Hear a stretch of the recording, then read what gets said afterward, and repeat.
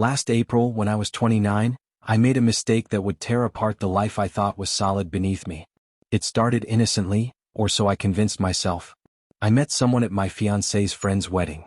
It was fleeting, a moment wrapped in illusion and desire, and before I could process what I was doing, I found myself tangled in an affair that lasted just over 6 weeks. It was purely physical, nothing emotional, or so I kept telling myself. I clung to the belief that I still loved my fiancé, that this was only a lapse in judgment, a moment of weakness that didn't have to mean anything. The affair eventually ended and we went completely no contact. At least that was the agreement. But time proved my detachment was a lie. Now and then he would send me explicit messages and photos. I responded. I shouldn't have. I didn't think of it as cheating because the physical part was over. But I was wrong. So deeply wrong. Last week, my fiancé found those messages. He saw everything. I watched the heartbreak in his eyes bloom into something hollow and final. He didn't yell. He didn't curse. He didn't give me the fight I was almost ready to have. He just quietly packed his things and walked out. That night he vanished from our home and, it feels, from my life. Since then I've tried everything. I called. I texted. I even reached out to a mutual friend, hoping maybe he could bridge the silence. At first my fiancé lashed out, his anger sharp, hot. But now it's colder. Complete silence. Blocked on everything. It's like I never existed. What hurts most is how much I misunderstood the damage. I used to believe that infidelity didn't have to end a relationship. That love, if strong enough, could mend anything. That if you talked, really talked, you could find your way back.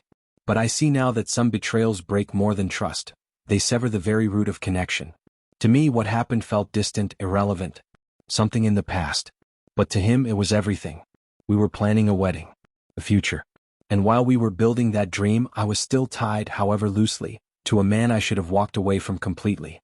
My fiancé saw those messages and realized I wasn't who he thought I was. And maybe, in that moment, neither was I.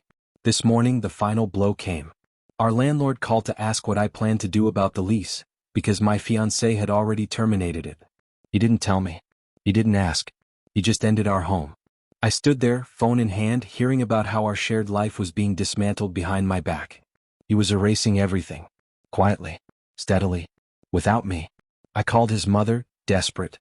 I shouldn't have. She never liked me. Her voice held the frost of a long-awaited vindication. She told me how he had canceled the wedding, called off the venue, the cake, every plan we had so painstakingly made. Step by step he had undone our future. And I was the last to know. She was glad, she said, glad it was over. My past, my flaws, had always been ammunition for her judgment. And now she had proof she'd been right. I wanted to scream, to plead that this was between me and him, that no one else had the right to celebrate my ruin. But I didn't. I just listened, numb, as she spelled out the quiet devastation unfolding around me. He won't speak to me. Won't look me in the eye. I don't know if I even deserve that anymore. But part of me still believes I do. That after everything we shared, I at least deserve to hear it from him. To know for certain that it's over. That he's done. But he's giving me no such closure. Just silence.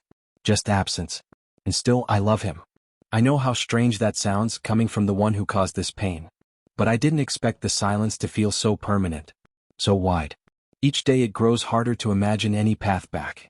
Maybe he's already closed that door and is just waiting for me to accept it. Meanwhile, there's another part of me, another life, another pain. I'm a 31-year-old woman, and I've been in a relationship with a man, now 41, for 9 years. For the first 7, he battled alcoholism. I was there through it all.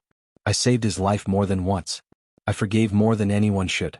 When he finally quit drinking after an arrest last year, I stayed hopeful. He's been sober since, and yet I can't shake the fear that if the legal restrictions are lifted, he might slip again. He says he won't. But how can I trust that promise? Worse still, we don't connect anymore. I met someone again. Through email. An old friend. We talked. Really talked.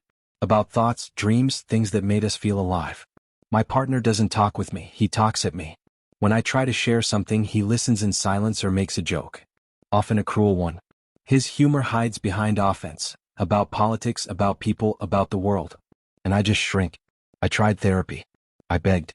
He made excuses. Eventually I gave up. Now we exist side by side in a numb routine. Watching TV, playing video games, getting high. Nothing deeper. Nothing real. I know I've been emotionally cheating. I didn't mean to. It just happened because I needed to feel seen. Heard. I told him I loved him, I still do, in a way. But it's not the kind of love that builds forever. It's the love that remembers what used to be and mourns what is lost. I've rehearsed it so many times. The breakup. The goodbye. But every time guilt pulls me back. He says I'm abandoning him. That I'm leaving our pets.